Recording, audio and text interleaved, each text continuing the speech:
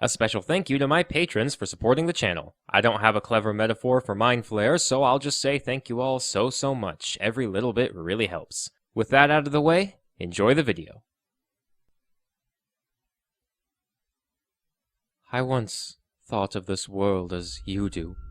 A place of grand beauty and mysterious, arcane histories. A place of danger without doubt, but also a place of wonder, of epic adventure. There was treasures to be taken, beasts to be slain, glory to be won, secrets to be uncovered around every corner. That was before I ventured into the deep places of the world. Very deep. Deeper than any dwarf or gnome dare dig. Deeper even than the horrific dark elves or baleful Durgar. I saw what lurks beneath, the aberrations that writhe beneath the skin of our world. They do not see this world as you do, no. They do not see a world of grand fortresses and towering castles, of mighty armies who have declared mastery over weapons. They do not see a peoples who have unraveled the mysteries of the arcane, cultures of wizards who know, or think they know, realms beyond our own. Those abominations, those aberrations, lurking within the Underdark, they have come from beyond the stars themselves. They look upon our great works with an alien contempt, their cold minds incapable of seeing the grandeur or beauty of this planet. To them, it is just a place to hide, to build their strength, to feed and multiply within, like a parasite growing fat in the innards of an unsuspecting host. You may have felt fear, but you haven't known terror until you've looked deep into the eyes of a mind flayer. I shudder to think what thoughts lie behind that alien gaze.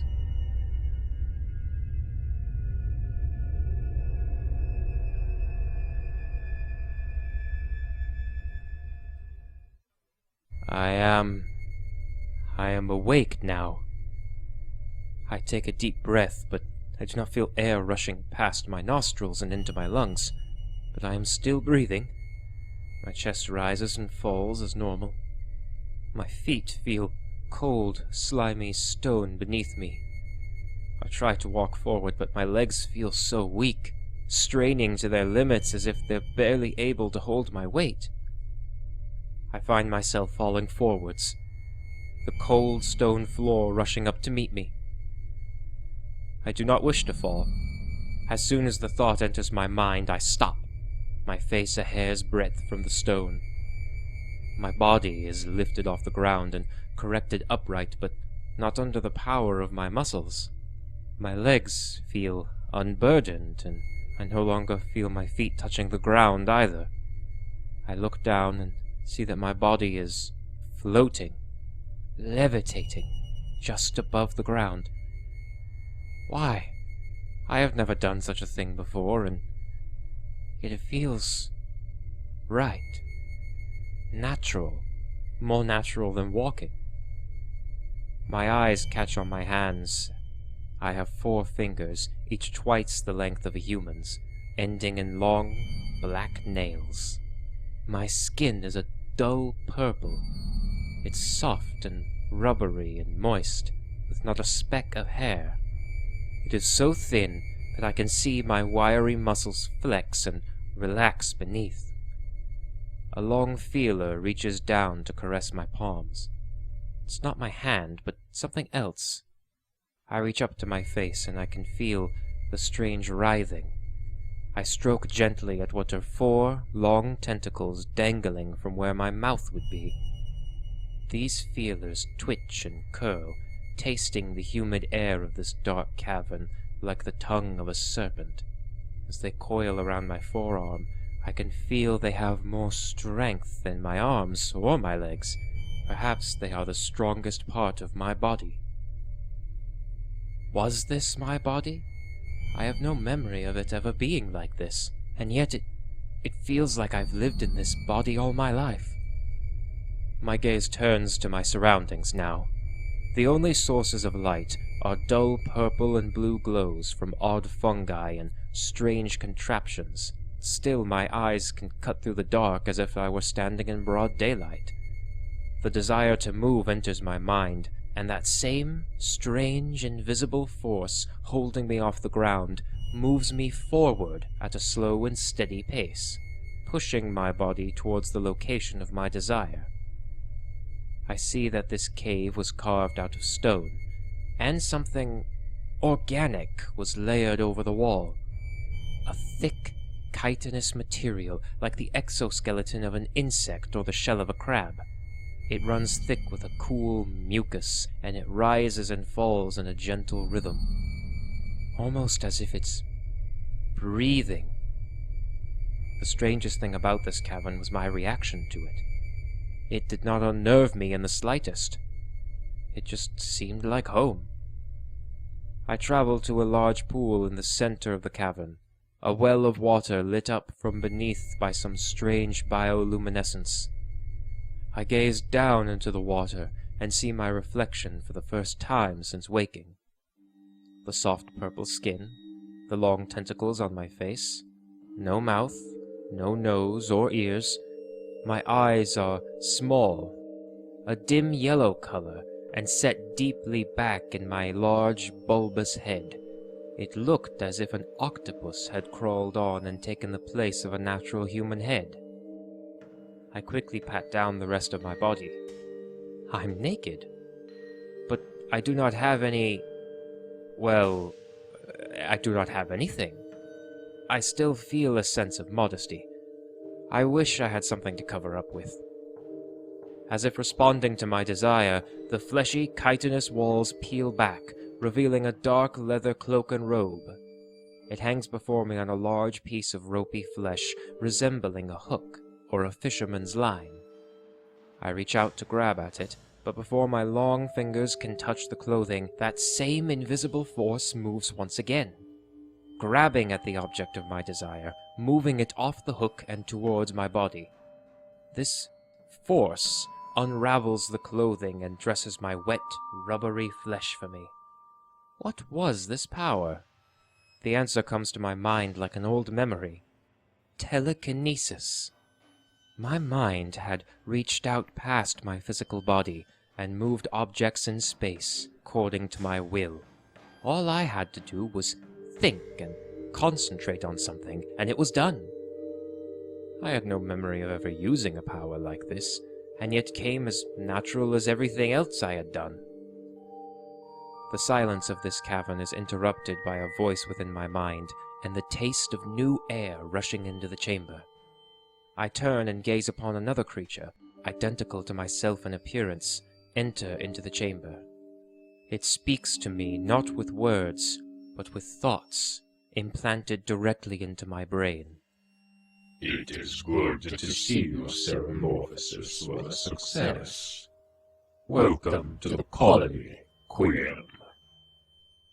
The voice was cold, enigmatic, and filled with an air of self-importance, as if the owner of this mental voice saw itself as the pinnacle of all living things, and it called me by name, a name I had never heard, but one I knew belonged to me. As naturally as any other conversation, I responded to the telepathic communication, finding that the voice of my own mind was almost equally proud, cold, and alien as this other. I even knew its name, despite it never telling me. Greetings, Thesik. The one called Thesik glided across the chamber towards the large pool in the center. As he dipped his hand into the water, a dozen tiny, black tadpole-like creatures swarmed his hand. His eyes lit up, and I knew instantly he was discerning which of these tadpoles he would pick out, removing them from their wet nursery.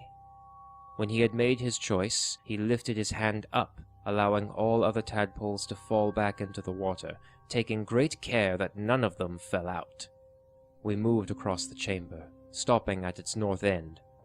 The wall was lined with 4 human-sized pods. Thesik gestured, and a pod before him opened up to reveal the naked form of a sleeping man. The human awoke swiftly, and upon seeing two alien horrors, let out a terrified scream. I found this humorous.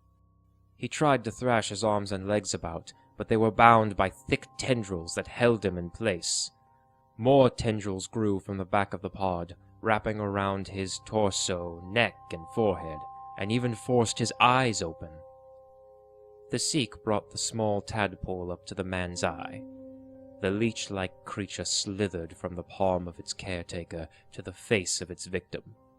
I watched as it disappeared beneath the man's right eye. I knew what this was. Ceremorphosis, the process by which my kind reproduce. At this very moment, the tadpole was burrowing its way into the human's brain, devouring it. Soon, it would secrete a chemical substance that would begin the transformation of the human's body. His hard, tanned flesh would turn soft and purple. Feelers would take the place of his lips, and his mouth would be replaced by a large, leech-like maw. His head would grow larger, swelling with an alien intellect and psionic power. Within less than a day, the human would be gone, completely metamorphosized into a creature identical to myself and Thesic, in appearances, at least, if not in personality. I felt no sympathy for the human, nor did I feel any remorse or sorrow for what was, doubtless, a painful and utterly terrifying experience. I could only feel content, satisfaction that soon there would be one less primitive fleshling in the world, and one more of the great Illithid race. Ah, so that is what my people call themselves. The Illithids. Just thinking about it made my alien heart swell with a strange pride. I sensed a strong psychic force, and knew it was Thesic, imposing his will upon the screaming human, forcing him into a deep sleep. With a gesture, the pod closed again, and I felt Thesic's mind within my own. The elder brain demands your presence, but you must be hungry as well. Feed from one of the thralls, then go to the brain chamber and receive your assignment. A small part of me felt insulted. I was a member of a race that was the pinnacle of intelligence and psionic might. What right did any being have to give me orders? This feeling of superiority was dashed as soon as it came over me, overwhelmed by a deep, almost instinctual desire to please the elder brain. Without a word leaving my mind, I moved out of the Ceremorphosis chamber. I could sense the minds of dozens of other creatures now. Some were illithids like me, but the majority of the minds felt small, weak. The minds of our thralls. Dwarfs, humans, dark elves, and even goblins swelled our ranks. Around me, the primitives worked to expand our colony. They dug tunnels through stone, and large hairy beasts known as quaggoths put their muscle to good use in moving piles of rubble from the dig site. All of their faces were dull, expressionless, lacking any spark of emotion in their eyes save what was needed to do their work. That was good. Slaves with too much of the spark of life in them tended to rebel, so it was good that they were constantly reminded of their place, not just with a lash to their back, but a lash to their very minds. As I glided through the winding halls of the colony, I passed many chambers where my fellow Illithids researched the primitives of this planet. They amassed knowledge on humans, elves, dwarfs, orcs, giants, dragons, and any other creature that was of interest. They planned for attacks, defenses, sources of power, means to travel to other planes of existence, and always kept a watchful eye for the hated enemy. Priority amongst the colony's hosts of plans was to undermine the so-called kingdoms of the primitives, and have them fulfill their rightful place as a resource for the colony, for reproduction, labor, and of course, food. I entered into a chamber on the right, where many thralls of many species stood in a line, dazed from years of their minds being warped and twisted by psionic and physical conditioning. I flowed from one to another, inspecting each one carefully. Breakfast is the most important meal of the day. I settled on a small half-elven female. My mind reached into hers, plucking out sweet memories of families, music, and first loves. Her lips curled as her dull expression began to show the signs of happiness. It was swiftly replaced by a dead stare as my tendrils broke open her skull, burrowed into her brain, and devoured her gray matter. As I fed, I could feel the happy memories I pulled from her mind, and I could feel that both my body and mind were receiving their own forms of nourishment. It made the meal all the more satisfying. I gestured for her body to be taken away, the other thralls quickly obeying my orders. I now go to the Elder Brain. The Elder Brain was a sight to behold. Physically, it was a massive brain, roughly the size of a cow, floating in a chamber of brackish fluids. It was flanked by other illithids that tended to its every physical need, but its mind is what was most impressive. Its intellect and psychic powers were as far above my own as mine was for the primitive humanoids that labored beneath me, and no creature save an illithid would be able to feel its touch, much less withstand it. If an individual illithid's mind is a single node amongst a vast network, then the Elder Brain was at the center of this network. How many centuries had it lived? How many minds had it devoured? What sort of secrets did it possess? For the briefest of moments I felt a desire to take the Elder Brain's place. All curiosity and desire were quieted. The only voice I could hear was the enigmatic voice of my master. I welcome you to my colony, one called Quiel. It pleases me that our numbers continue to grow according to design. Your place in the colony will be defended, as do all my servants. But I also sense a hunger. The power of the primitives feeds your curiosity.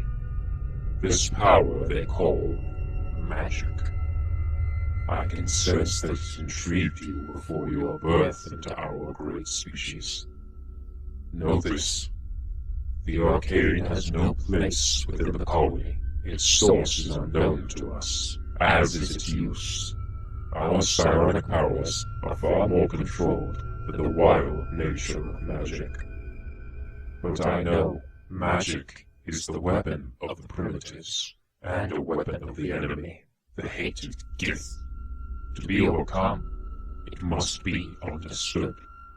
You will seek out those primitives that practice the arcane, capture them, alive, and bring them here for study.